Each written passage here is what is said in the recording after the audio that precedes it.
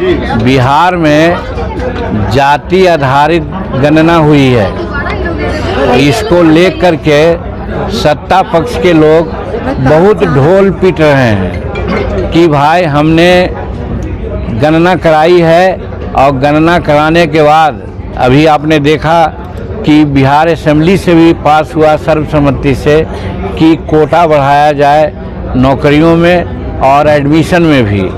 मेरा कहने का मतलब है कि गणना अगर ठीक हो उसके आधार पर बढ़ाया जाए तो अच्छी बात है, लेकिन गणना ही ठीक नहीं हुई है। गणना इसलिए नहीं ठीक हुई है कि जो गणक लोग हैं सभी के गरीब, खास करके गरीब के घरों में कहीं नहीं गए हैं, इसलिए गरीबों की गणना कम हुई है और जो अमीर लोग हैं, रसूख वाले हैं, उनकी गणना हुई है। और उसमें एक उदाहरण हम देना चाहते हैं।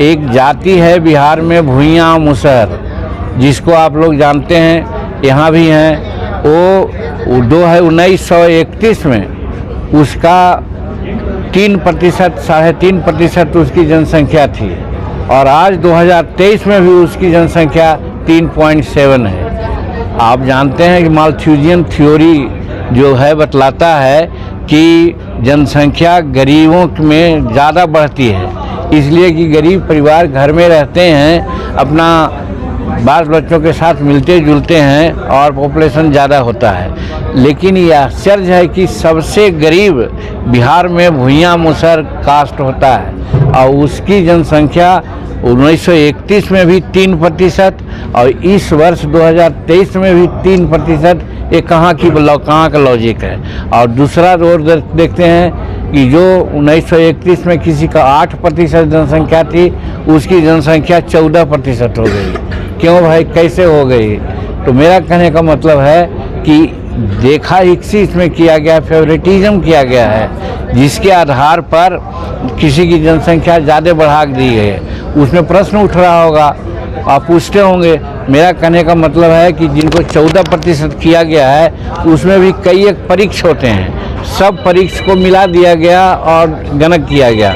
शेड्यूल कास्ट में जैसे हमारा मुसहर समुदाय है तो मुसहर को मुसहर कहते हैं, भुइयाँ कहते हैं, राजवंशी कहते हैं, रजवार कहते हैं, फिर भोक्ता कहते हैं, राजभर कहते हैं। ये सब सारी जातियाँ परीक्षा है, वो भुइयाँ मुसहर की है। सबका खान पान, सांस्कृतिक कार्यक्रम, शादी विवाह सब होता है। इसको अलग अलग क्यों कर दिए? अगर इसको अलग अलग नहीं किया जाता तो इसकी आबादी आज किसी भी परिस्थिति में 10% से ऊपर होती।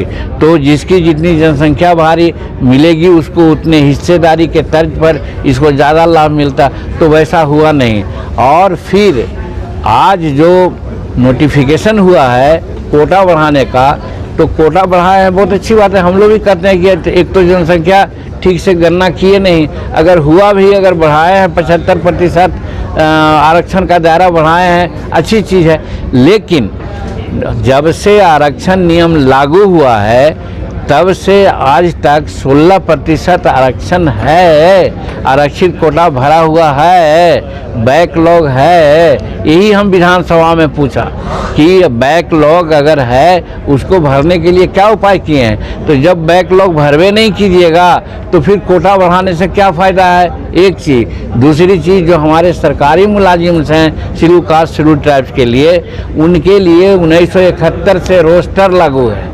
1971 से रोस्टर लागू का मतलब है कि जो हमारे गजटेड पदाधिकारी हैं, नॉन गजटेड पदाधिकारी हैं और लोग हैं, उन लोग को 16% आरक्षण मिलना चाहिए था, प्रमोशन में आरक्षण मिलना चाहिए था। लेकिन उनका आरक्षण का क्वांटम जानते हैं 3.7 है।